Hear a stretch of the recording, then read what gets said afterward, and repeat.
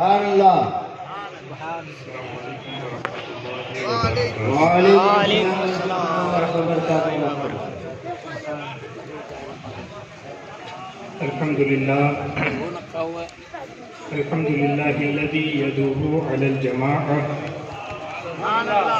والصلاة والسلام على نبيه صاحب الشفاعة وعلى آله وأصحابه أولي الصدق والأمانة وعلى سائر أهل السنة والجماعة. أما بعد فأعوذ بالله من الشيطان الرجيم. بسم الله الرحمن الرحيم. إلا تنصروه فقد نصره الله إذ أخرجه الذين كفروا ثاني اثنين إذ هما في الغار إذ يقول لصاحبه لا تحزن إن الله معنا سبحان اللہ. فأنزل الله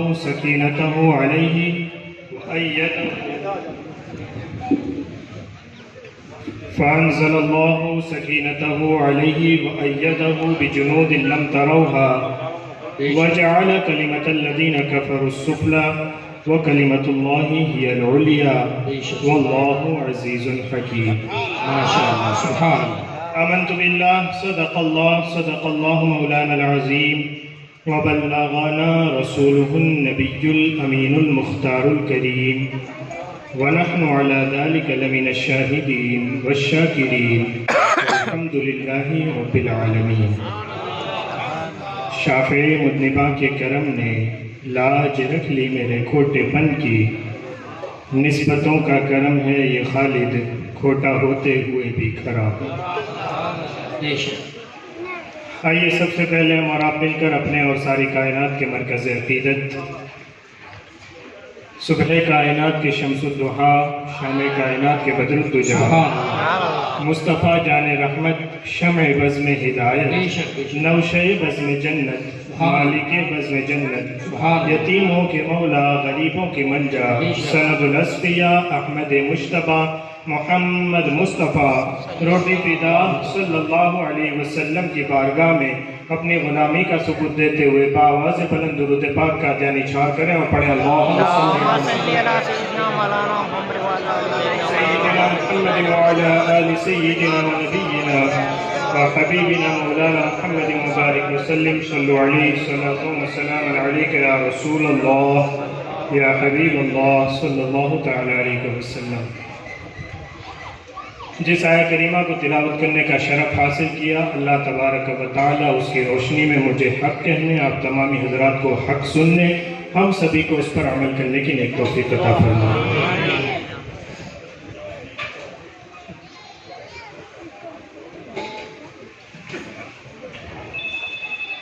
پہلے تو غالب نے ایک شعر کہا ہے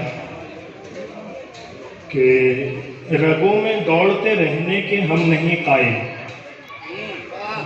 خون رگوں میں دوڑتا ہے نا تو غالب کہتا ہے رگوں میں دوڑتے رہنے کے ہم نہیں قائل. جو آنکھ سے ہی نہ ٹپکا تو پھر لہو کیا. جو آنکھ سے ہی نہ ٹپکا تو پھر لہو کیا. اور غالب سے تھوڑی سی معذرت کے ساتھ اب میں مجمع سے کہتا ہوں کہ ادھر ادھر دوڑتے رہنے کے ہم نہیں قائل. غالب سے ہاتھ جوڑ کے وہ بہت بڑا شاعر تھا اور صرف شاعر ہی نہیں تھا وہ علامہ فضل خیر آبادی کا بہت اچھا دوست بھی تھا. شاید آپ کو معلوم نہ ہو علامہ فضل خیر آبادی 1857 کی جنگ آزادی کا وہ عظیم فرد جس نے فتویٰ جہاد سب سے پہلے دی.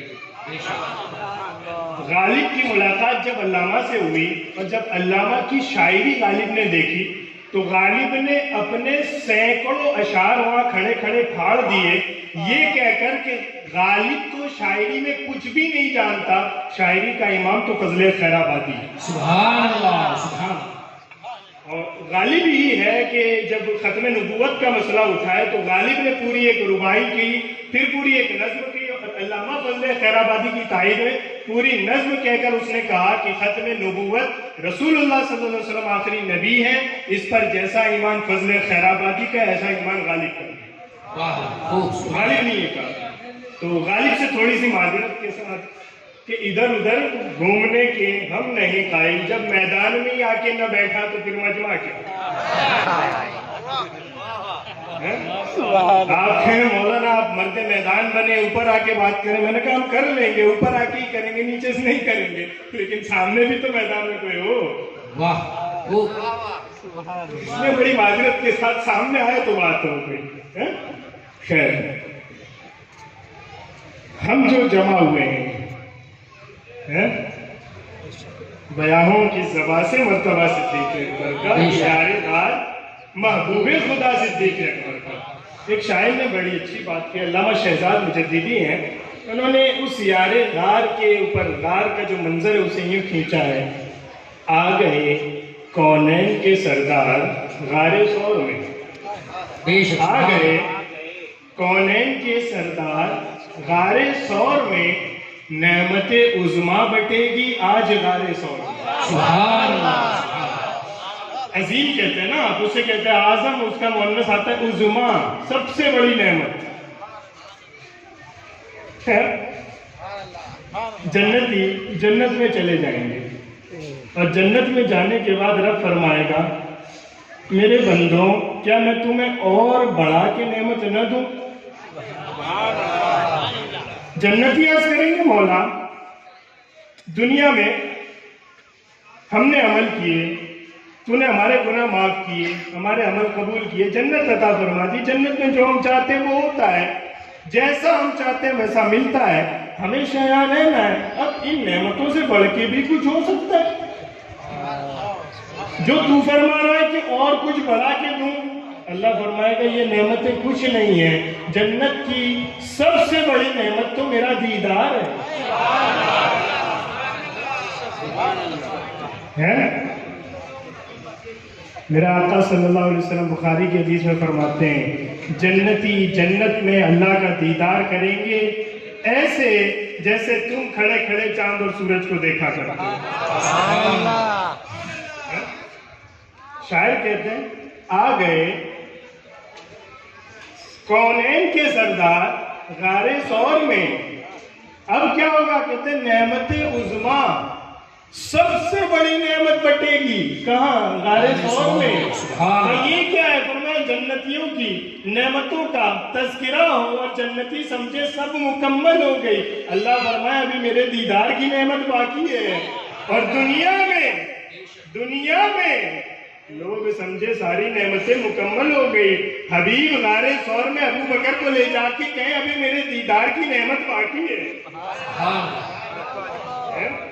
آ گئے کونین کے سردار غار ثور میں, نعمت عظما بٹے گی آج غار ثور میں. 3 دن اور 3 راتیں ساتھ خلوت میں رہے, 3 دن اور 3 راتیں ساتھ خلوت میں رہے, ہو گئی صدیق کی معراج غار ثور میں. ہو گئی صدیق کی معراج غار ثور میں. خیر, اب گفتگو کا آغاز کرتے ہیں. سب سے پہلی بات تو یہ سمجھیں کہ ہمارا جو دین ہے, ہم کہتے ہیں مسلمان, ہمارا دین اسلام ہے. اور اسلام فرمایا وَأَتْمَمْتُ عَلَيْكُمْ نِعْمَتِي وَرَضِيتُ لَكُمُ الْإِسْلَامَ دِينًا. میں نے کائنات کی جتنی نعمتیں ہو سکتی تھیں وہ ساری اپنے حبیب پہ مکمل کر دی اور اس دین کا نام اسلام رکھا. وَرَضِيتُ لَكُمُ الْإِسْلَامَ دِينًا. بندوں آج کے بعد قیامت تک میں تمہارا رب, اللہ فرماتا ہے میں تمہارا رب تم سے راضی ہوں گا صرف اسلام پہ راضی ہوں. یا اللہ وہ عیسائی بھی تو کہتا ہے کہ اللہ عیسیٰ کا رب ہے, وہ یہودی بھی کہتا ہے اللہ عزیر کا رب ہے, وہ توریت بھی مانتا اور وہ تو عیسائی یہودی الگ بات ہے. ہمارے یہاں بھنگی آتا ہے وہ بھی کہتا ہے کہ ایشور تو ایک اچھ ہے, ہمیں تو بتایا نا پر تو پوچھئے. نہیں ہے تو وہ ایک ہی, بس ہم نے یہ کچھ 20-25 ہزار مورتیاں بنا رکھی ہے اپنی, وہ الگ الگ ہے تو وہ ایک ہی. یہ سب ماننے سے کام نہیں چلے گا؟ فرمایا نہیں. کیوں؟ کہا وہ عیسیٰ کا رب مانتے ہیں لیکن اللہ سمجھ کے نہیں, عیسیٰ کا باپ سمجھ کے. عزیر کا رب مانتے ہیں اللہ سمجھ کے نہیں, عزیر کا باپ سمجھ کے. ایشور مانتے ہیں لیکن ان مورتیوں کو اس کا پارٹنر سمجھتے ہیں. اب ان میں سے کوئی بھی ماننا کام نہیں آئے گا, اب ماننا صرف ایک کام آئے گا, قل هو اللہ احد, محبوب تو کہہ دے میں اللہ ایک. سبحان اللہ. اب اس محبوب کے کہنے پہ جو مانے گا وہ سچا ماننے والا ہے. بے شک. ومن يبتغي غير الاسلام دينا فلن يقبل منه وهو في الاخره من الخاسرين. جو اسلام کے علاوہ کوئی اور دین لے کر آئے گا قیامت والے دن اس کے منہ پہ مار دیا جائے گا, منہ پہ مار دیا. تو بات کیا ہے اصل, ہم مسلمان ہیں اور ہمارا دین نہیں, آپ کو نہیں پتا, نہ پتا ہو تو سکھانا ہماری ذمہ داری بنتی ہے. ہمارا دین اسلام ہے. دین جب بھی آتا ہے نا دو طرح سے آتا ہے, ایک فکری سطح پہ اور ایک عملی سطح. یعنی کچھ چیزیں ہوتی ہیں جن کو مان لیا جاتا ہے, ان میں کرنا کچھ نہیں ہوتا ہے. جیسے اللہ ایک ہے بس ماننے والی بات ہے, اس میں کچھ کرنا نہیں ہوتا کہ یہاں سے چل کے دکھاؤ, یہاں سے بیٹھ کے دکھاؤ اللہ ایک ہے تو تم مانیں گے, کھڑے ہو گئے تو مان. نہیں, بندے نے زبان سے کہا, دل سے یقین کر لیا اللہ ایک ہے, بات ختم. حضور علیہ السلام ہمارے آقا آخری نبی ہے, بات ختم. جنت سچ ہے, جہنم سچ ہے, قیامت والا دن آئے گا, قبر میں سوالات ہوں گے, قبر سے اٹھائے جائیں گے. یہ ساری چیزیں کیا ہے, کہ یہ ماننے والی چیزیں, اس میں کرنا کچھ نہیں ہوتا, مان لینا. کچھ کرنا پڑتا ہے. یہاں تک کہ ایک صحابی ایک جنگ میں ایک بندے کے پیچھے بھاگے اور اس بندے کے سینے پہ جب سوار ہو گئے تلوار تان کے, اس نے کہا لا الہ الا اللہ محمد رسول اللہ. صحابی نے سوچا شاید دھوکہ دینے کے لیے کلمہ پڑھتا ہے, سر قلم کر دیا. بات رسول اللہ تک پہنچی, میرے آقا کا چہرہ, راوی کہتا ہے اتنا غضبناک ہوا کہ اس دن سے زیادہ ہم نے حضور کو کبھی غصے میں نہیں دیکھا. اور جب وہ صحابی جنہوں نے قتل کیا تھا وہ حاضر ہوئے تو فرمایا تو نے ایسا کیوں کیا؟ عرض کیا یا رسول اللہ وہ میری تلوار سے بچنے کے لیے پڑھ رہا تھا.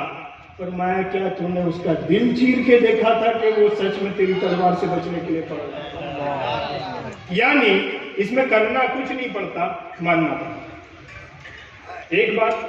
اور دوسرا کچھ چیزیں وہ ہوتی ہیں جن میں کر کے دکھانا پڑتا, جن کو آپ کہتے ہیں فرائض ہیں. نماز ایسے نہیں ہوگا ٹھیک مولانا صاحب آپ نے کہا بڑی اچھی بات ہے, نماز پڑھنی چاہیے, بہت اچھی بات ہے, بہت ثواب ملتا ہے, لیکن کیا کریں ہم نہیں ہو پاتا, ٹھیک ہے چلنے دیں. یہ چلنے دے سے نہیں چلتا ہے, وہ پڑھ کے دکھانی پڑتی ہے. ٹائمنگ دی گئی ہے کہ فجر کی اتنے ٹائم میں پڑھنی ہے, ظہر کی اتنے ٹائم میں, عصر کی اتنے ٹائم میں, مغرب کی اتنے ٹائم میں, عشاء کی اتنے ٹائم میں. جمعہ کے لیے یہ کنڈیشن ہے, اس کے لیے وضو کریں گے تو یہ شرطیں لگیں گی, غسل کریں گے تو یہ شرطیں ہوں گی. یہ کیا ہے؟ فرمایا یہ سب کر کے دکھانا پڑتا ہے. دو چیزیں, ایک مانا جاتا ہے اور دوسرا کیا جاتا ہے. ایک کو عقیدہ کہتے ہیں, دوسرے کو عمل کہتے ہیں. ایک کو ایمان کہتے ہیں, دوسرے کو اسلام کہتے ہیں. ان دونوں چیزوں کے مجموعے کا نام بنتا ہے دین اسلام. سبحان اللہ. یہ ساری تفصیل کیوں کرنی پڑی؟ کیونکہ اس کے بغیر جو بات کہنی ہے وہ سمجھ نہیں آتی. وہ کیا ہے؟ ایک کامن سوال ہے.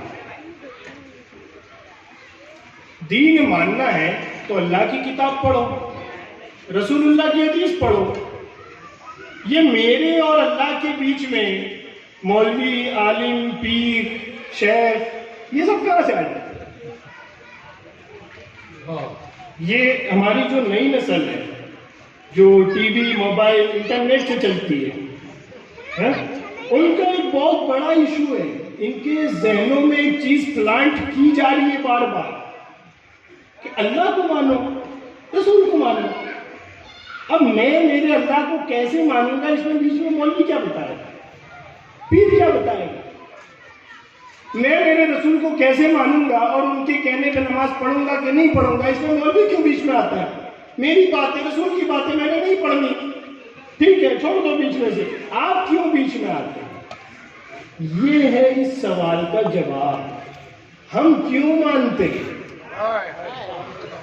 آج 22 جماعت الاخر ہے، عربی والے کہتے ہیں جماعت الاخرہ، اردو میں ایسے ہی بولتے ہیں ہم لوگ جماعت الاخر، ہے نا؟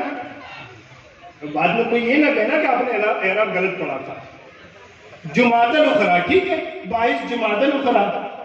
اسلام کی پہلی ہستی رسول اللہ صلی اللہ علیہ وسلم کے بعد امت میں جس کا سب سے بڑا مرتبہ، اس ہستی کا دن منانے ہم حاضر ہوئے ہیں، اور حاضر بھی ہوئے ہیں پیر و مرشد کی بارگاہ میں. سبحان اللہ. ان سے جڑے رہنا کیوں ضروری ہے؟ ان سے جڑے رہنا کیوں ضروری ہے؟ ان کے بغیر اللہ کیوں نہیں ملتا؟ ان کے بغیر رسول کیوں نہیں ملتا؟ فرمایا تمہیں تھوڑی پتا ہے کہ پہلے دن جب اسلام آیا اور اس اسلام کو ماننے والوں میں ابو بکر، عمر، عثمان، علی، سعد، سعید، طلحہ، زبیر، عبد الرحمن بن عوف، 1,24,000 صحابہ، ان کے کیا مرتبے ہیں، ان کی کیا شانیں ہیں، ان کی کیا قربانیاں ہیں، یہ دین کیسے ہم تک پہنچا، یہ سب تمہیں نہیں پتا. تو اب کیا کرو گے؟ فرمایا کسی ایسے اللہ والے کے ساتھ جڑ جاؤ جسے سب پتا ہو، اور اس کے کہتے جو وہ کہے وہ کرتے چلے جاؤ. تمہیں کچھ جاننا نہیں پڑے گا، جتنے وہ کامیاب ہوئے تھے اتنے تم بھی کامیاب ہو جاؤ. سبحان اللہ. ان سے جڑا اس لیے جاتا ہے کہ یہ بتاتے ہیں سچا اسلام کیا ہے. بٹ کوائن میں انویسٹ کرنا حرام ہے، چاہے آپ اپلیکیشن کے تھرو کریں چاہے کسی اور کے تھرو، ٹھیک ہے. لیکن آپ کو انویسٹ کرنا ہو تو آپ میرے پاس آتے ہیں کہ مولانا کون سی کمپنی میں انویسٹ کروں تو اپ جائے گا ڈاؤن نہیں جائے گا؟ کہاں جاتے ہیں؟ بروکر کے پاس، اسٹاک ایکسچینج کے کسی ماہر کے پاس. یہ رکشہ ہے، وہ گاڑی کھڑی ہے، انجن خراب ہوتا ہے، میرے پاس لے کے آتے ہیں. کہاں جاتے ہیں؟ میکینک کے پاس. تو رکشہ آپ کی، رکشہ کے مالک آپ، اس کا انجن خراب ہوا، انجن آپ کا، بیچ میں میکینک کیا کر رہا ہے؟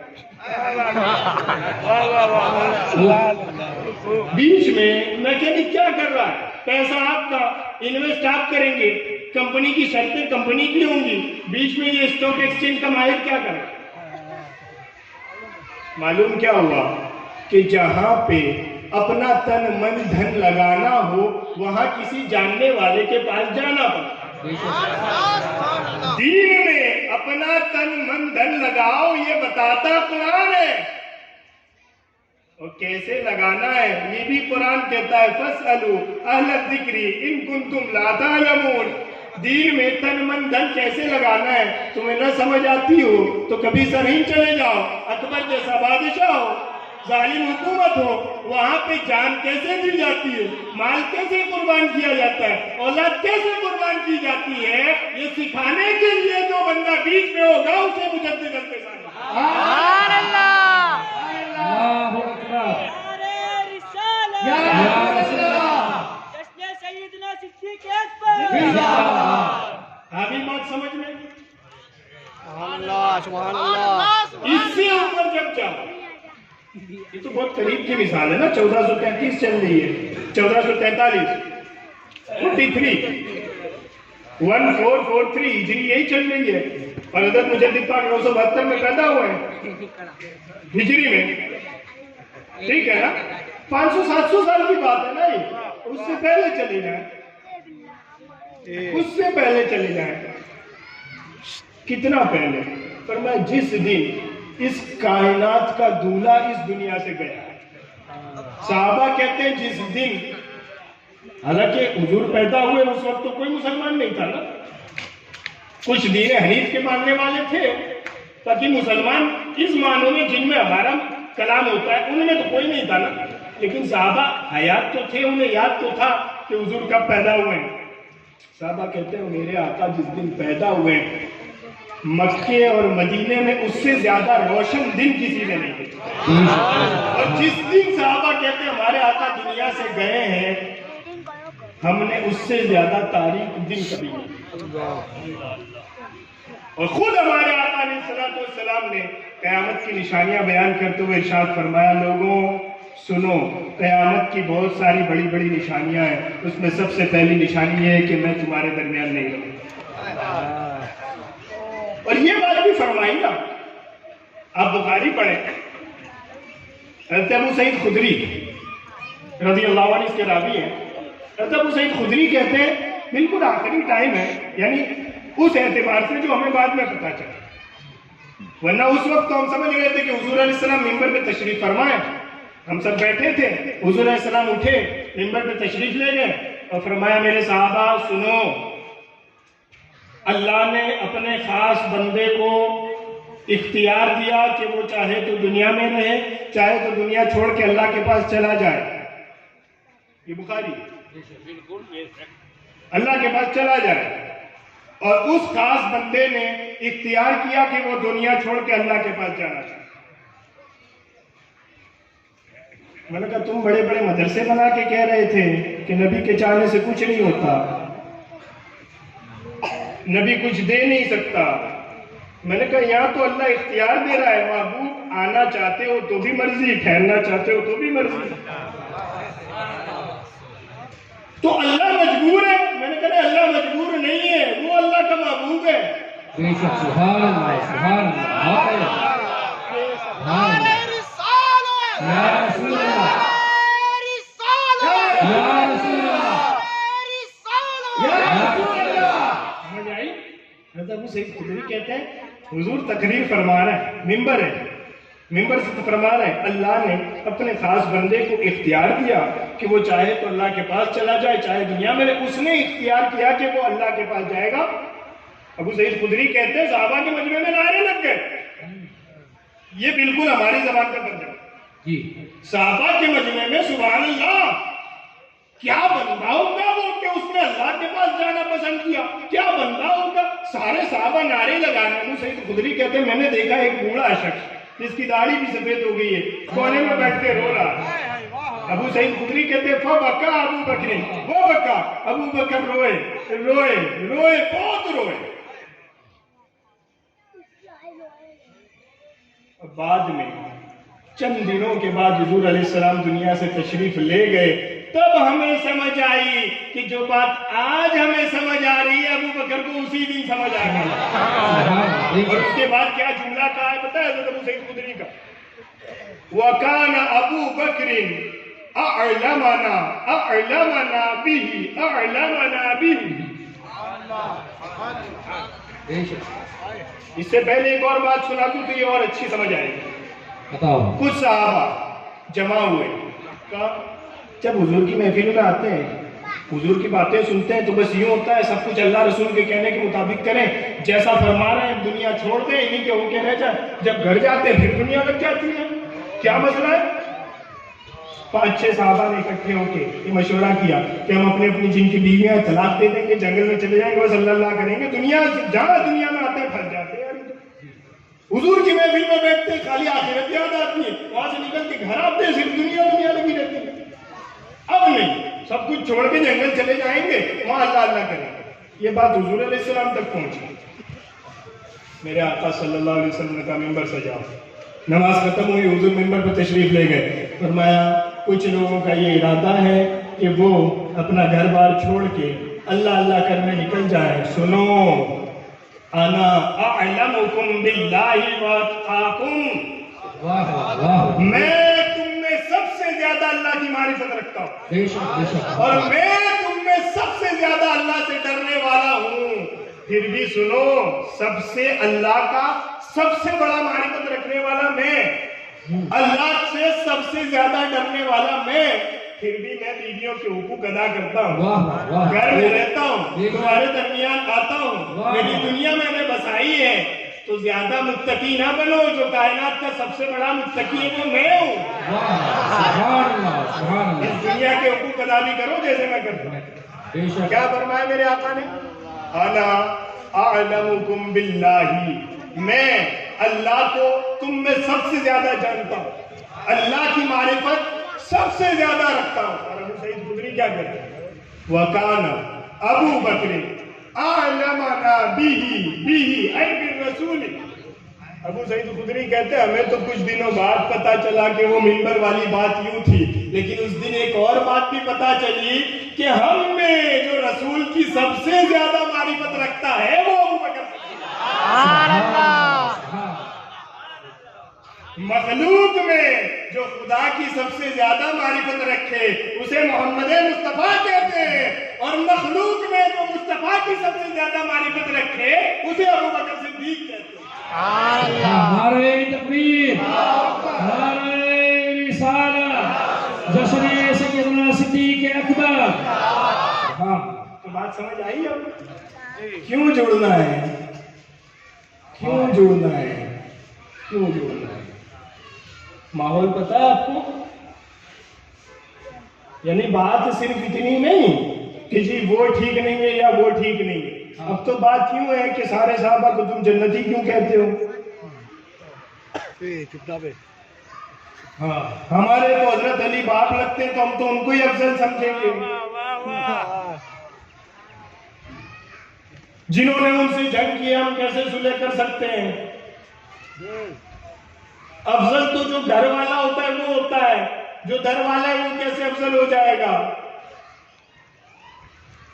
ایک طرف تو یہ فتنہ ہے نا، دوسری طرف وہ فتنہ ہے جو کہتا ہے اللہ کا کلام ہے، رسول آئے تھے دے کے چلے گئے، رسول کا کام کیا تھا؟ دے کے چلے جانا۔ صحابہ کا کام کیا تھا؟ دے کے جو رسول نے دیا اسے ہم تک پہنچا دینا۔ اب ہمیں ماننا کیا ہے؟ قرآن مانو، رسول کا ماننے کی ضرورت نہیں، وہ تو خالی پہنچانے والے ہو۔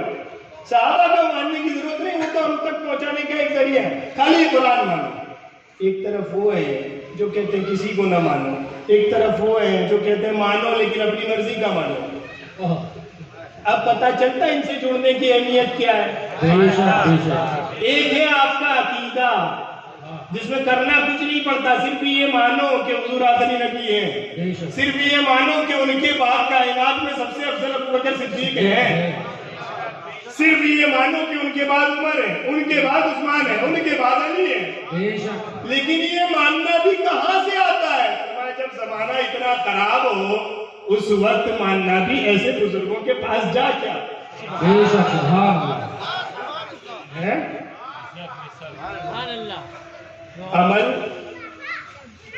عمل درست عقیدہ تو یہ دیتے ہیں، کچھ ہیں کہ جو ٹھیک ٹھیک سمجھا تو دیتے ہیں کہ ٹھیک ہے انہی کو افضل مانو، ان کے بعد عمر کو مانو، ان کے بعد عثمان مانو، پھر علی مانو، دمادم مست قلندر علی کا چوتھا نمبر وہ بھی کہہ لیتے ہیں۔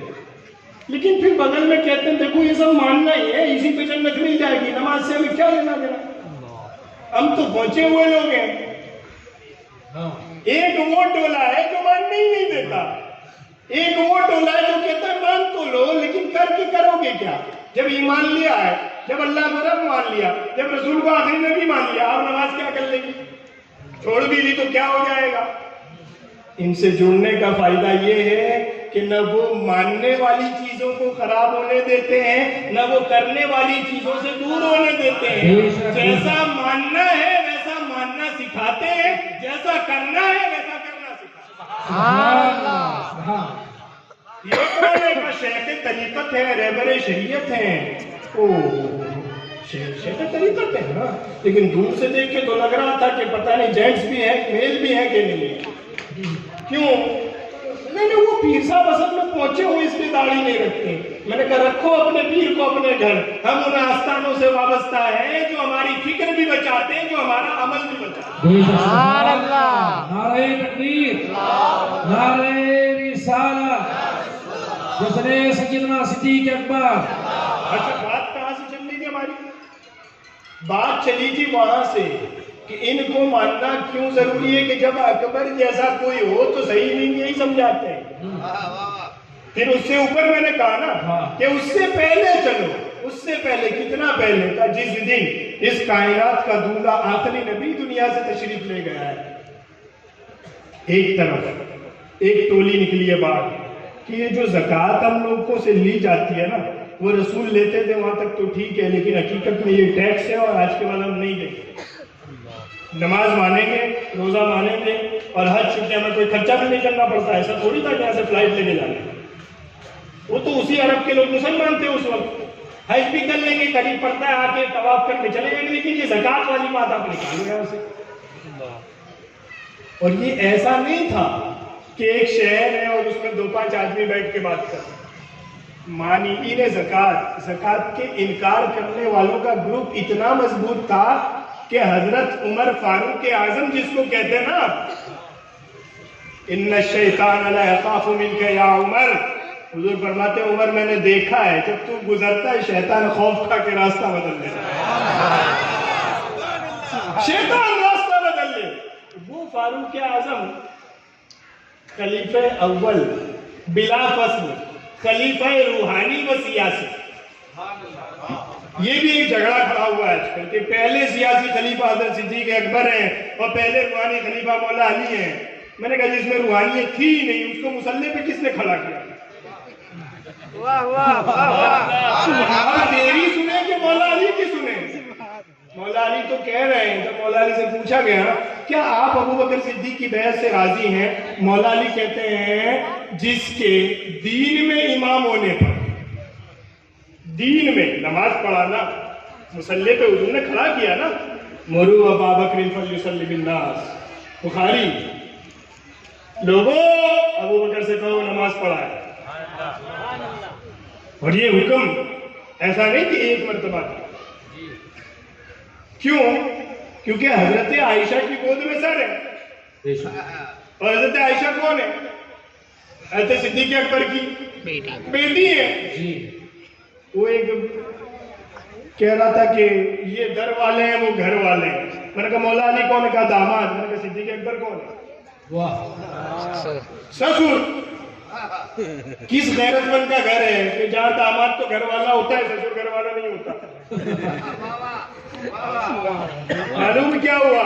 فرمایا جس کو داماد بنایا ہے وہ بھی مصطفیٰ کی وجہ سے ہمارے لیے عزت والا ہے، جسے سسر بنایا ہے وہ بھی مصطفیٰ کی وجہ سے ہمارے لیے عزت والا ہے۔ سبحان اللہ، سبحان اللہ۔ اور یہ بات، یہ مسئلہ کھل کے سن لیں، ہم اگر حضرت صدیق اکبر کو مانتے ہیں براہ راست نہیں، کوئی کہے کہ ہم صدیق اکبر کی وجہ سے حضور کو مانتے ہیں اسی دن اسلام سے نکل جائے، اور کوئی کہے ہم مولا علی کی وجہ سے حضور کو مانتے ہیں اسی دن اسلام سے نکل جائے گا۔ امام عشق و محبت معتقد میں لکھتے ہیں ہم صحابہ کو ان کی ذاتوں کی وجہ سے نہیں مانتے، اہل بیت کو ان کی ذاتوں کی وجہ سے نہیں مانتے، صحابہ کو مانتے ہیں اس لیے مانتے ہیں کہ وہ رسول اللہ کے صحابہ ہیں، اہل بیت کو مانتے ہیں اس لیے مانتے ہیں کہ وہ رسول اللہ کے اہل بیت۔ تو حضرت عائشہ کی گود میں سر ہے، حضور کہہ رہے ہیں ابو بکر سے کہو نماز پڑھا، حضرت عائشہ کہہ رہی ہیں یا رسول اللہ میرا باپ بڑا نرم دل آدمی ہے، آپ کے مصلی پہ نہیں کھڑا ہو پائے گا۔ پھر فرماتے ہیں حضور ابو بکر سے کہو نماز پڑھا۔ پھر حضرت عائشہ عرض کرتی ہیں میرا باپ نرم دل آدمی ہے، آپ کے مصلی پہ کھڑا ہوگا روئے گا، آپ کی یاد آئے گی اسے۔ پھر حضور فرماتے ہیں ابو بکر سے کہو نماز پڑھائیں، حضرت صدیق اکبر نماز پڑھاتے ہیں۔ پھر دوسرے دن بات ہوتی نا تو حضرت عائشہ حضرت حفصہ کے پاس جاتی ہے، جب حضور علیہ السلام آرام فرما رہے حضرت حفصہ کے پاس جاتی ہے، کہتی آج تو حضور نے فرمایا تھا تو پڑھا دیے، لیکن کل تم بھی کہنا کہ ابو بکر نرم دل آدمی نہیں کھڑے رہ پائیں گے، عمر سے کہہ رہے۔ ادھر مشورہ ہو گیا اور ادھر نماز کے لیے دوسرے دن حضرت عمر مصلی پہ کھڑے ہو گئے، جیسے ہی تکبیر بھی اللہ اکبر، حضور علیہ السلام کی آنکھیں بند آ کے کھولی، فرمایا کون نماز پڑھا؟ کہا عمر ہے۔ ابو بکر سے کہو نماز پڑھا۔ سبحان اللہ۔ پھر حضرت حفصہ نے عرض کی یا رسول اللہ وہ ابو بکر ہے، وہ نرم دل ہے، آپ کے مصلی پہ کھڑے رہیں گے روئیں گے۔ پہلے دن حضرت عائشہ نے کہا تھا، دوسرے دن حضرت حفصہ نے کہا، اس مرتبہ حضور نے دونوں کو ڈانٹا، فرمایا چپ کرو، اللہ اور مومنین ابو بکر کے سوا کسی اور پہ مانتے ہی نہیں۔ واہ واہ، سبحان اللہ، سبحان اللہ، بے شک۔ اللہ اور مومنین ابو بکر کے سوا کسی اور پہ مانتے ہی نہیں ہیں، چپ کرو۔ اور اس پہ حضرت حفصہ کی ناراضگی ہوئی. بعد میں جا کے حضرت عائشہ سے کہا تم نے بلا وجہ ڈانٹ کھلوا دی، جب کہہ رہے ہیں کل سے کہ ابو بکر کو بناؤ تو پہلے ہی بنوا دیتے. یہ محبتیں ہیں، ہم نے تو اپنے جیسا سمجھ رکھا ہے. یعنی آج تو وہ خبیث قوم ہمارے بیچ میں جو نبی کو اپنے جیسا کہتی ہے. میں کہتا ہوں نبی کی ذات تو بہت بلند ہے، صحابہ کو بھی اپنے جیسا سمجھنا گمراہی ہے. ہم تو لڑتے ہیں اپنی ذاتوں کے لیے لڑتے ہیں. کبھی کسی نے دین کے لیے اپنے باپ کا سر اتارا ہے؟ کبھی کسی نے گھوسا مارا اپنے باپ کو؟ ایک دن صدیق اکبر حضور علیہ السلام کی بارگاہ میں حاضر ہوتے ہیں بالکل جلال میں. حضور علیہ السلام فرماتے ہیں ابو بکر کیا ہوا، مزاج بدلا ہوا ہے؟ صدیق اکبر کہتے ہیں وہ میرا باپ ہے نا. ابو بکر وہ تمہارے والد ہیں. ہاں یا رسول اللہ والد ہیں، لیکن آپ کے بارے میں غلط بات کر رہا تھا، گھوسا مار کے آیا ہوں، منہ میں اس کے دانت توڑ دیا. اب لوگ سمجھتے ہیں کہ وہ پراپرٹیوں کے لیے لڑ رہے تھے، وہ خلافت کے لیے لڑ رہے تھے. میں نے کہا اتنا بڑا علی، اتنا بڑا علی، اتنا بڑا علی کہ جو خیبر کو 3 انگلیاں لگائے، تو وہ دروازہ جسے 70 صحابہ نہ اٹھا سکے اسے اٹھا کے کئی فٹ دور پھینک دے 3 انگلیوں سے. اتنا بڑا علی خلافت غلط برداشت کر رہا تھا.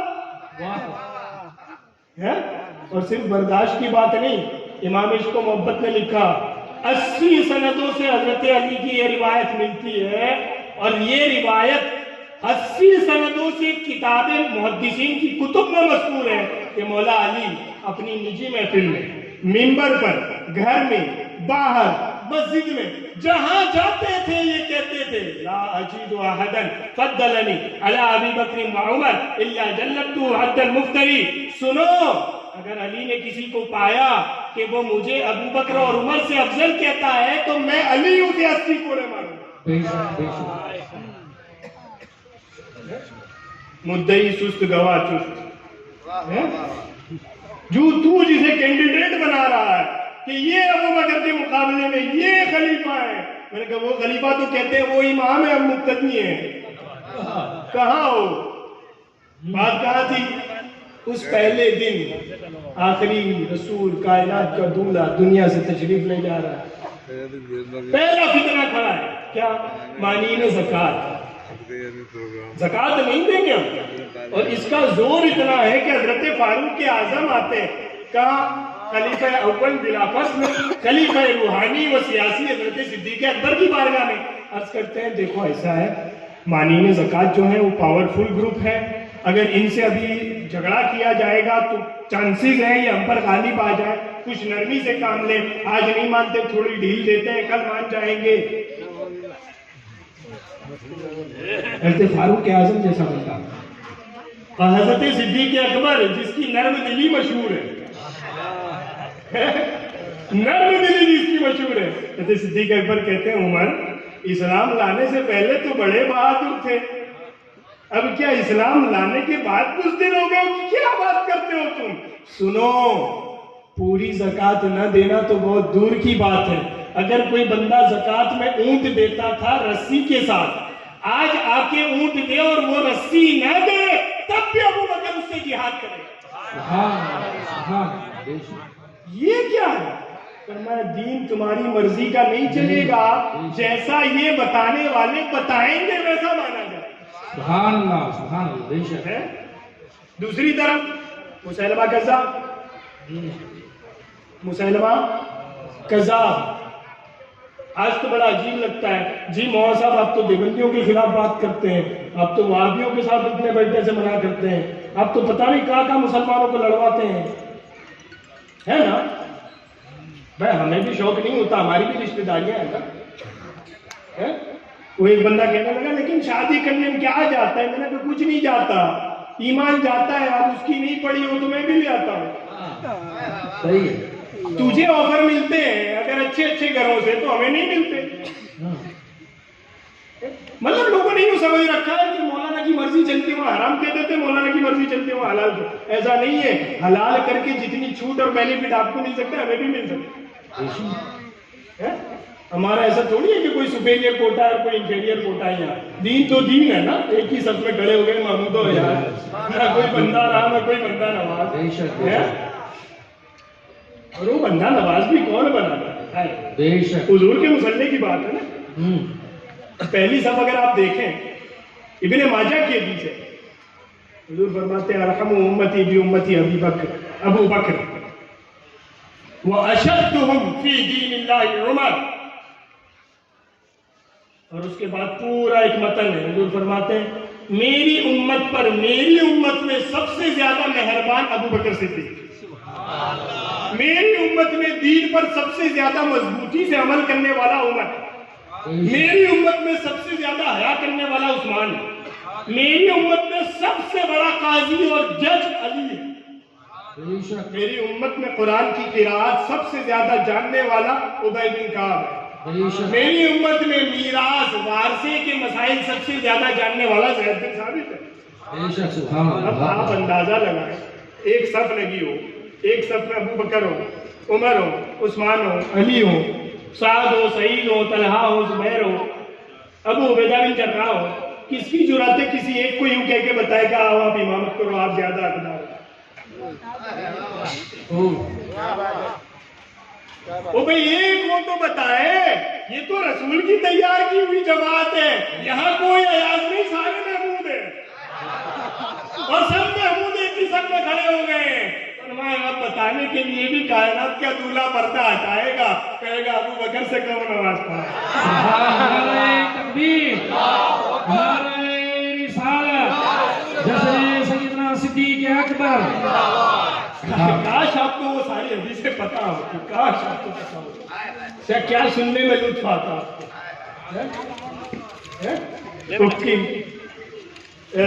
نماز میں شرط ہوتی ہے نا بھائی, وضو کرنا شرط ہے, اس کے بغیر نماز نہیں ہوگی. نہیں ہوگی کیا مطلب ہے, شروع ہو جائے گی اور پوری نہیں ہوئی؟ نہیں, شروع ہی نہیں ہوگی.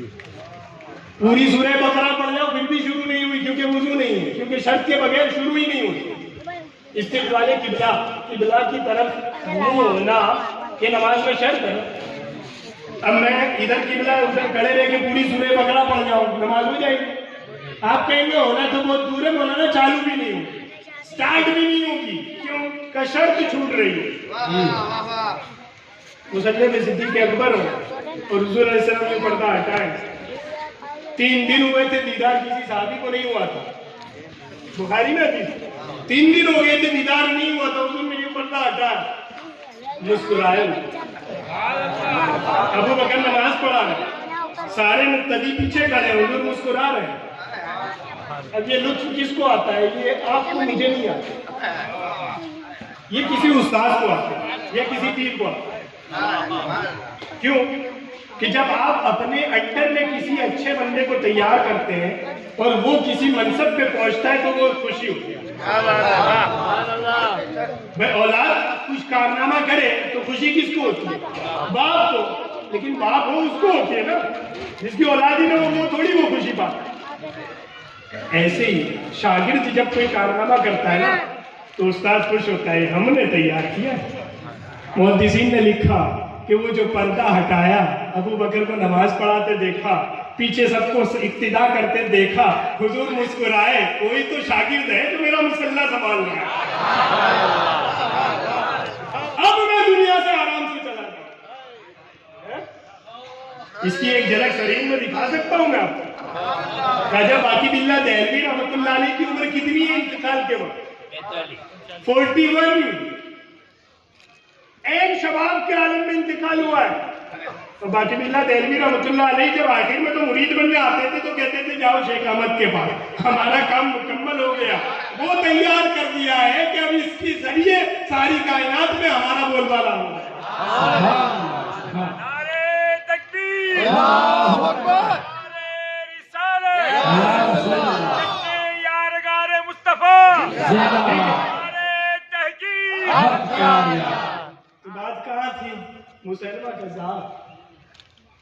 پہلا دن ہے, حضور پردہ فرما رہے ہیں, مانین زکات سامنے کھڑے, دوسری طرف کون کھڑا ہے؟ مسلمہ کذاب. یہ کون ہے؟ نام اس کا مسلمہ ہے. کذاب کہتے ہیں بہت بڑے جھوٹے کو. اس نے رسول اللہ کو، ہمارے آقا کو خط لکھا تھا کہ مسیلمہ رسول اللہ کی طرف سے، محمد رسول اللہ کی طرف سے، یعنی اب آپ کا آخری ٹائم چل رہا ہے، آپ دنیا سے جائیں گے تو آپ کے بعد بھی کوئی نبی چاہیے، تو اللہ نے مجھے بنایا ہے، یا تو پارٹنرشپ کر لو یا آپ کے بعد میں پورا اکیلا نبی الگ سے بن جاؤں گا۔ جواب میں حضور نے لکھوایا محمد رسول اللہ کی طرف سے مسیلمہ کذاب کی طرف، کہ تو کہتا ہے نبوت پوری، ایک بالشت پہ بھی محمد کے بعد کسی کی نبوت نہیں ہو سکتی، قیامت تک کے لیے اللہ نے مجھے آخری نبی بنا دیا۔ سبحان اللہ، سبحان اللہ۔ بات وہاں تو ختم ہوئی، لیکن جب حضور کا انتقال ہوا، حضور دنیا سے تشریف لے گئے، یہ مسلمہ والا ٹولہ سامنے، جی اور یہ اتنی شدید جنگ ہوئی ہے نا، آپ کو جان کے حیرت ہوگی، پوری جنگ موتا میں 12 بندے شہید ہوئے، پوری جنگ بدر میں 8-10 بندے شہید ہوئے، یا 14 بتاتے ہیں بہت زیادہ، اور پورے زمانے رسالت کی یعنی جنگ بدر سے لے کے جنگ آخر میں تبوک تک سارے میں کچھ لے دے کے 1000 بندہ شہید ہوا اسلام کی طرف سے۔ اور جنگ یمامہ جو ہوئی، حضور علیہ السلام دنیا سے تشریف لے گئے، مسلمہ نے کہا میں نبی ہوں، ایک طرف مانی نے زکوٰۃ ہے، ان کو کہا کہ ایک رسی بھی نہیں دو گے تو تم سے تمہاری گردن اڑا دیں گے، اور اس نے کہا میں دوسرا نبی ہوں۔ اب حضرت صدیق اکبر کہتے ہیں اب اس سے جنگ ہوگی، اور کیسی ہوئی؟ حضرت صدیق اکبر خلیفہ بنے، آپ نے ایک قانون بنایا کہ جو صحابہ بدر میں گئے تھے وہ ہمارے سینئر ہیں، وہ بڑے لوگ ہیں، ان کی قربانیاں بڑی ہیں، آج کے بعد بدر والے جنگ میں نہیں آئیں گے، ان کے لیے رہا۔ یمامہ میں جب مسیلمہ کذاب کے خلاف جنگ میں نکلنے کی بات ہوئی، حضرت صدیق اکبر نے اعلان کیا وہ بدریوں والا قانون توڑا جاتا ہے، بدر والے بھی سارے جنگ کے لیے نکلے، سبحان اللہ، سبحان اللہ۔ اور 700 تو صرف حافظ قرآن صحابہ اس میں شہید ہوئے، اور ٹوٹل کئی ہزار صحابہ شہید ہوئے ہیں۔ حضرت صدیق اکبر نے بتلایا کہ صرف آج نہیں، قیامت تک نئے نبی کی بات ہوگی۔ میرے آقا نے فرمایا میرے بعد قیامت سے پہلے 30 لوگ آئیں گے جو نبوت کا دعویٰ کریں گے، 30 جھوٹے ہوں گے، یہ بھی فرمایا حضور نے۔ بھئی دجال کی خبر تھی تو یہ بھی تو حضور نے بتایا نا کہاں ہوگا، وہ کہاں ہوگا، وَإِنَّ اللَّهَ لَيْسَ بِأَعْوَرَ، وہ کہے گا بارش ہوگی، وہ کہے گا مردے زندہ ہو جائیں گے، وہ جو چاہے گا کرے گا، لیکن وہ کہاں ہوگا، اور جو کائنات کا رب ہو وہ تمام عیبوں سے پاک ہوگا، ہمارا اللہ تمام عیبوں سے پاک۔ تو دجال کو سب دیکھو تو سمجھ جاؤ کہاں ہے، سمجھ جاؤ دجال ہے۔ تو یہ نے فرمایا میرے بعد 30 بندے آئیں گے نبوت کا دعویٰ کریں۔ یہ آپ کا پنجاب، جہاں آپ سرین شریف جاتے ہیں نا، اس سے تھوڑا اور آگے چلے گئے گرداسپور ضلع لگتا ہے، وہاں پہ پڑتا ہے قادیان۔ قادیان میں ایک بندہ پیدا ہوا ہے 1906-07 یا 1905 میں، اس بندے نے کہا ہے کہ میرا نام غلام احمد ہے اور مجھے اللہ نے نبی بنا دیا۔ یہ آپ سے کیوں کہہ رہے ہیں، ہم یہاں کھڑے رہ کے؟ وہ جو میں نے پہلے بات کہی نا، مولانا وہابی دیوبندی، اس سے تو ہم باز نہیں آ رہے، آپ پتہ نہیں کیا بات کر رہے ہیں۔ میں نے کہا پتہ نہیں کیا بات کر رہے ہیں، نہیں وہی بات کر رہے ہیں جو یہ قبر والے کر کے چلے گئے۔ ایک جملہ ہے بزرگوں کا، اور محدثین کہتے ہیں اگر اس کے بارے میں ثبوت مل جائے سند سے تو اس کو ہم حدیث ماننے تیار۔ محدثین کہتے ہیں اس کی کوئی سند مل جائے تو ہم اس کو حدیث مان لیں گے، یہ جملہ اتنا عظیم ہے۔ وہ کیا ہے؟ فرماتے ہیں اذا تحیرتم فی الامور فاستعینوا من اہل القبور، جب تم معاملات میں پس و پیش میں پڑ جاؤ، سچا کون، غلط کون، صحیح کیا، غلط کیا، کدھر جائیں، کیا کریں، فرمایا کچھ نہ کرو، قبر والے جو کرتے تھے کرتے چلے جاؤ، کامیاب ہو جاؤ۔ تم قبروں پہ کیوں جاتے ہو؟ میں نے کہا ہم تو دین بھی قبر والوں کا مانتے ہیں، تم قبروں پہ کیوں جاتے ہو؟ کیوں جاتے ہو یہ سوال نہیں ہے، قبریں بنی ہی اس لیے ہے کہ یہاں جاؤ تمہیں تمہارا دین اور آخرت یاد آئے۔ یہ تو حدیث میں لکھا ہے قبروں کی زیارت کیا کرو فَإِنَّهَا تُذَكِّرُ الْآخِرَةَ كما قال نبی صلی اللہ علیہ وسلم کہ یہ زیارت قبر تمہیں آخرت کی یاد دلاتی ہے. اب وہ ہمارا قصور ہے کہ ہم نے قبروں کو بھی میلے بنا لیا. یہ تو ہمارا قصور ہے نا. فلاں بابا کا میلہ، فلاں بابا کا میلہ. میلے نہیں ہوتے بزرگوں کے، بزرگوں کے عرس ایسے ہوا کرتے. کیا ڈھکوسلا تم نے چلا رکھا ہے؟ سجادہ نذیر صاحب نے میلہ رکھا ہے جس میں ایک گانے والا بھی آئے گا، ایک ایکٹر بھی آئے گا، ایک موٹیویشنل اسپیکر بھی آئے گا. میں نے کہا ایسے دین نہیں ہوتا. سجادہ نشین صاحب نے عرس رکھا ہے، عرس پہلے خلیفہ کا ہے، اور منایا اس بندے کی، اس بزرگ کی قبر پہ جائے گا اور بتایا کیا جائے گا؟ فرمایا وہی دین بتایا جائے گا جو محمد رسول اللہ بتا کے گئے. سبحان اللہ. قبروں پہ آگے بھی بندہ چٹول میں بیٹھنے کے چکر میں تو آخرت تھوڑی ہے. اب تو قبرستان میں بندے پب جی کھیلنے جائیں، قبرستان میں پب جی کھیل رہا ہے بندہ. نوجوان نے کچھ تو ہوش کرو، کہاں چکر میں. ٹھیک ہے، تو یہ دین ہے اور یہ کسی تسلسل سے آتا ہے، ایسے ہی نہیں لے لیا جاتا. جیسے رکشہ میکینک سے ٹھیک کروائی جاتی ہے اور انویسٹمنٹ کسی اسٹاک بروکر سے پوچھ کے کیا جاتا ہے، ویسے ہی دین بھی کسی دین جاننے والے کے ذریعے سیکھا جاتا ہے. سمجھ گئے؟ تو یہ دین جاننے والے کا فتنے اتنے ہوں گے کہ تمہاری عقل بھی کام نہیں کرے گی. تو تم کہتے ہو نا ہم کیسے مان لیں، کیسے ہوتا ہے، ہماری سمجھ میں نہیں آتا. میں نے کہا جو سمجھ میں آ جائے اسے تھوڑی بھی کہا جاتا ہے، اور جو سمجھ میں آئے وہی ماننا ہے، تو پھر آپ وہی مان کے بیٹھے رہو. ہمیں تو یہ بھی سمجھ میں نہیں آتا کہ قبر میں سوال ہوں گے. منو مٹی کے بیچ میں بندہ بٹھایا کیسے جائے گا، اسے سوال کیسے ہوگا، فرشتوں کے لیے ایڈجسٹمنٹ کیسے ہوگا قبر میں. وہاں ایک بندے کے گھومنے کی جگہ تو ہوتی نہیں ہے، وہاں کیسے سوال کرنے دو فرشتے چلے آئیں گے اندر. میں نے کہا ہم ایمان عقل پر، ہم نے کلمہ عقل کا نہیں پڑھا، ہم نے کلمہ نبی کا پڑھا. اور تم کہتے ہو عقل عقل عقل. سنو، میرے آقا فرماتے ہیں اللہ نے مجھے جو عقل دی ہے اس کا مقابلہ ساری کائنات کی عقل سے کیا جائے تو ساری کائنات کی عقل میری عقل کے سامنے ایسی ہی ہے جیسے بڑے میدان میں انگوٹھی کا ایک چھلا پڑا، اتنی کائنات کی عقل ہے اور وہ پورا میدان میری عقل. سبحان اللہ، سبحان اللہ، سبحان اللہ. سمجھ میں آئے گا تو ہم کریں گے. میں نے کہا اب ہم نماز کو ہم آپ کو ایکسرسائز بتا کے دکھائیں تب آپ نماز پڑھیں گے. رکوع میں جانے کا یہ فائدہ ہے گھٹنے نہیں درد کریں گے، سجدے میں جانے کا یہ فائدہ ہے کہ پیٹھ نہیں درد کرے گی، ہاتھ اٹھانے سے کانوں میں بیماریاں نہیں ہوتی ہے. نماز کو ہم ایکسرسائز بنا دیں تو مانیں گے. میں نے کہا نہیں، نماز پڑھنے کے لیے تو اتنا ہی کافی ہے کہ میرے نبی نے کہا ہے پڑھنا ہے، اس کے لیے اور کسی دلیل کی کیا ضرورت ہے. ایک ڈاکٹر صاحب مجھے کہنے لگا نماز وضو میں بڑے فائدے ہیں. میں نے 10 سال اس پہ ریسرچ کیا تو پتا چلا کہ چہرے پہ جو بیکٹیریا ہوتے ہیں وہ دھل جاتے ہیں، پھر یہاں انگلیوں کے بیچ میں کھجلی کی بیماری نہیں ہوتی ہے، چہرہ صاف رہتا ہے، بندہ فریش رہتا ہے. یہ فائدے ہیں سائنٹیفک وضو کے. ٹھیک ہے ڈاکٹر صاحب، بڑی اچھی بات ہے، آپ نے سبحان اللہ، ہمیں بھی نہیں پتا تھی یہ چیزیں تو آپ نے بتائی، سبحان اللہ، ہم لوگوں کو بتائیں گے. لیکن میرا ایک سوال ہے، آپ کے پاس دولت ہے، آپ کے پاس ٹائم بھی ہے، آپ نے ڈاکٹری کی، اتنی لمبی پڑھائی کی، اس کے پیچھے پیسہ بھی خرچہ کیا ہے اور ٹائم بھی لگایا، اور اس کے بعد آپ کو جا کے پتا چلا کہ وضو میں یہ سائنٹیفک فائدے ہیں. میں کہ ایک غریب مزدور بندہ جو پیسے نہیں رکھتا، یا ایک مڈل کلاس کا بندہ کہ جو بچے کو پڑھانا تو چاہتا ہے لیکن اس کے پاس ٹائم نہیں ہے، بچے کو جاب پہ بھی لگانا ہے، یہ دو بندے اگر اتنا نہ پڑھ پائے، ان کو وضو کے یہ سب فائدے نہ معلوم ہو اور صرف وہ یہ سمجھ کے وضو کرتے ہوں کہ میرے آقا نے کہا ہے نماز کے لیے وضو کرنا ہے، سبحان اللہ. تو یہ سارے فائدے جو آپ کی 10 سالہ ریسرچ بتاتی ہے وہ میرے آقا کے فرمان میں آ گئے کہ نہیں آئے؟ تو سوال پوچھ کے تو تم نے نقصان کیا، چپ چاپ عمل کر لیتے، دنیا بھی کامیاب تھی، آخرت بھی کامیاب. سبحان اللہ. کیوں کرنا، زکات کیوں دینی ہے؟ میں نے کہا اللہ کو دینی ہے.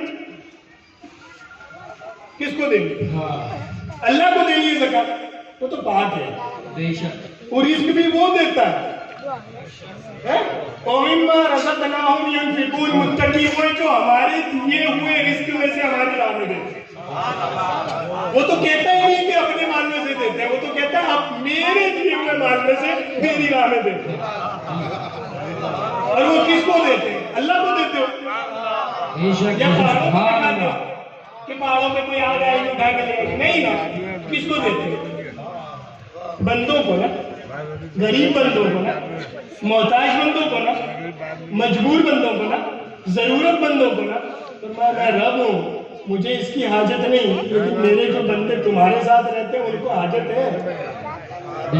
اور یہ پوری ایسے نہیں ہوگی کہ میں سونے کی بارش کر دوں سب لوٹ لیں، پوری ایسے ہوگی کہ کچھ کو مالدار بناؤں گا، کچھ کو غریب بناؤں گا، انہیں کہوں گا اب دیکھتا ہوں تمہیں دولت دی ہے، تم میرے غریب بندوں کی کتنی مدد کرتے ہو۔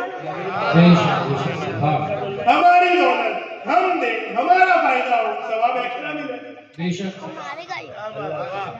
دولت بھی وہ دے، مالدار ہم ہو جائیں، جس کو دے اس کا بھی فائدہ ہو جائے، مل بانٹ کے ہم سارا فائدہ بھی لیں، وہ غریب ہماری زکات قبول کر کے ہماری زکات ادا ہونے کا سبب بھی بنے، ہم زکات دے کے اس کا پیٹ بھی بنے، سارے فائدے ہمارے بھی ہوں اور پلس ثواب الگ سے ملے۔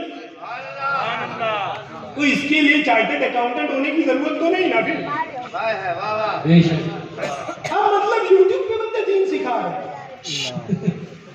میں نے کہا خدا کے بندے 12 سال پڑھ کے جب وہ اپنے استاذوں کو دیکھتے ہیں یوں لگتا ہے کہ علم تو ان کے پاس ہم جاہل ہیں، تم کس جاہل سے یوٹیوب پہ دین پڑھ رہے؟ اور جہاں کچھ اچھے علماء یوٹیوب پہ آنے لگے تو ہمارے بندوں کی شکایت یہ مولانا صاحب پیسے کمانے کے لیے یوٹیوب پہ آئے۔ میں نے کہا ویوز تو ہمارے 100 پڑھتے ہیں، کون سی دولت دے کے جاتے ہو ہمارے پاس؟ دن بھر تو انجینئر مرزا کو سنتا پھرتا ہے، دن بھر تو ڈاکٹر اسرار کو سن رہا ہے، دن بھر تو پتہ نہیں کس کس کو سن رہا ہے، اور الزام کیا ہمارے سنی علماء پیسے کمانے کے لیے یوٹیوب پہ آنے لگے ہیں۔ میں نے کہا ٹک ٹاکرز آتے تھے تب کچھ نہیں جاتا تھا تمہارا۔ دین سکھانے کے لیے ہم اللہ کی توفیق سے، اللہ بچائے کہ کوئی دین کو بیچ کر دنیا کو، اللہ اسے محفوظ رکھے۔ کیوں؟ جنہوں نے کمایا وہ سارے آج بھی عیسیٰ کو اللہ کا بندہ کہنے کی جگہ بیٹا کہہ رہے ہیں۔ یہ کیا تھا؟ پیسے کمانے کی نہیں بات کی۔ اور جنہوں نے بچایا انہوں نے فرمایا آج کے بعد ایک رسی اونٹ کی دینے سے بھی انکار کرو گے ابو بکر نہیں چلنے دے گا۔ یہ عیسیٰ کی امتی نہیں ہے، یہ تو محمد رسول اللہ کی امتی ہے، اور امتیوں میں بھی وہ بندہ ہے جو ساری امت سے افضل ہے۔ سبحان اللہ، تکبیر، نعرہ رسالت، جشن سیدنا صدیق اکبر۔ آیت پہ آئے نہیں، اللہ کا خیر، اللہ کیا کہتے ہیں وہ یار رکھتا صحبت باقی۔ پھر ابھی اس آیت پہ کبھی آئیں گے، باتوں کی ایک حدیث سنا کے بعد ختم کریں۔ امام عشق و محبت میں مطلب القمرین کے اخیر میں ایک حدیث لکھی ہے، آئی کئی طرق سے یعنی کثرت سے یہ حدیث ملتی ہے، لیکن امام نے جو حوالہ لکھا وہ ایک بڑا نادر حوالہ۔ وہ کیا ہے؟ حضرت ابو درداء رضی اللہ عنہ سے اس کی روایت ہے، حضرت ابو درداء کہتے ہیں میں چل رہا تھا ایک دن، میرا دھیان نہیں رہا، حضور علیہ السلام کے ساتھ ہم سب جا رہے تھے، میرا دھیان نہیں رہا اور میں صدیق اکبر کے آگے نکل گیا، ابو بکر صدیق کے آگے نکل گیا۔ حضور علیہ السلام نے ناراض ہو کے فرمایا ابو درداء کیا کرتے ہو؟ ابو بکر کے پیچھے چلو۔ یہ اتنی روایت بالکل کثرت طرق سے مروی ہے، ہر حدیث کی کتاب میں آپ کو مل جائے گی، لیکن امام نے جو لکھی ہے وہ اس کے آگے کی بات۔ امام عشق و محبت سرکار سیدی سند شاہ امام احمد رضا محدث بریلوی مطلب القمرین میں لکھتے ہیں، حضرت ابو درداء سے جب حضور نے کہا پیچھے ہو جاؤ، حضرت ابو درداء نے قریب آ کے حضور سے پوچھا یا رسول اللہ کیا ابو بکر مجھ سے بھی افضل ہے کہ میں اس سے پیچھے رہوں؟ حضور نے فرمایا ابو درداء ہاں ابو بکر تجھ سے بھی افضل ہے، ابو بکر کے پیچھے چلو۔ سبحان اللہ، سبحان اللہ۔ پھر تھوڑے آگے بڑھے، حضرت ابو درداء نے پھر آ کے حضور سے پوچھا یا رسول اللہ کیا ابو بکر تمام مدینے والوں سے بھی افضل ہے کہ میں ان کے پیچھے چلوں؟ تو میں ہاں ابو درداء ابو بکر سب مدینے والوں سے بھی افضل ہیں، ان کے پیچھے چلو۔ سبحان اللہ۔ پھر تھوڑے آگے بڑھے، حضرت ابو درداء نے پھر آگے یا رسول اللہ کیا یہ تمام مکے والوں سے بھی افضل ہے کہ میں ان کے پیچھے چلوں؟ کیونکہ مدینے والے تو انصار ہے نا، مکے والوں میں حضرت فاروق اعظم ہے، حضرت مولا علی ہے، یہ مکے والے لوگ ہیں سب۔ تو حضرت ابو درداء الگ سے آگے پوچھتے ہیں کہ مکے والوں سے بھی افضل ہے کہ میں ان کے پیچھے چلوں؟ ہاں ابو درداء یہ مکے والوں سے بھی افضل ہے، ان کے پیچھے چلو۔ سبحان اللہ۔ اور پھر حضور فرماتے ہیں ابو درداء سنو، میرا ابو بکر انبیاء اور مرسلین کے بعد زمین والوں میں بھی سب سے افضل ہے، آسمان والوں میں بھی سب سے افضل ہے۔ سبحان اللہ۔ تکبیر، اللہ اکبر۔ نعرہ رسالہ، سیدنا صدیق اکبر۔ ہاں، اور یہ کسی ذاتی فائدے کے لیے یہ چیزیں نہیں بتائی جاتی۔ افضلیت صدیق اکبر اس لیے نہیں بتائی جاتی کہ ہم الیکشن دیں، اس لیے بتائی جاتی ہے کہ افضلیت صدیق اکبر کا مسئلہ قطعی ہے، اس کو نہ ماننے والا اہل سنت میں نہیں رہتا۔ وہ بے شک کہ اس کی بدعت مکفرہ مضللہ وہ الگ مسئلہ ہے، اہل سنت میں نہیں رہتا۔ اور صرف نہ ماننے والا نہیں، کوئی یوں کہے نا کہ میں حضرت صدیق اکبر کو جو افضل سمجھتا ہے وہ تو ٹھیک ہے، لیکن میں اس بارے میں کچھ نہیں کہتا، میں ایک نارمل بندہ ہوں، نیوٹن بندہ ہوں، مجھے کوئی فرق نہیں پڑتا وہ افضل ہو کہ وہ افضل ہو۔ میں نے کہا یار چپ رہنے سے بھی کام نہیں چلے گا۔ حضرت عثمان اور حضرت علی کے درمیان کوئی کہے کہ میں چپ رہتا ہوں، دونوں میں سے جو افضل ہوگا دیکھا جائے گا، تو بات چل جاتی ہے۔ حضرت صدیق اکبر کی افضلیت کا مسئلہ وہ ہے کہ جہاں چپ رہنے سے بھی بات نہیں چلتی، بول کے کہنا پڑتا ہے نوادم مست قلندر ابو بکر کا پہلا نمبر۔ ادھر پر شاہ صاحب بڑے اچھے انداز میں بولے نوادم مست قلندر ابو بکر کا پہلا نمبر۔ اور پھر ہم یہ نہیں کہتے کہ پہلا ان کو دے دیا تو حضرت علی کے خلاف دیا، نہیں، نوادم مست قلندر علی کا چوتھا نمبر۔ جس کا جو درجہ ہے اس درجے پر اسے ماننا یہی بھی بے شک حق ہے۔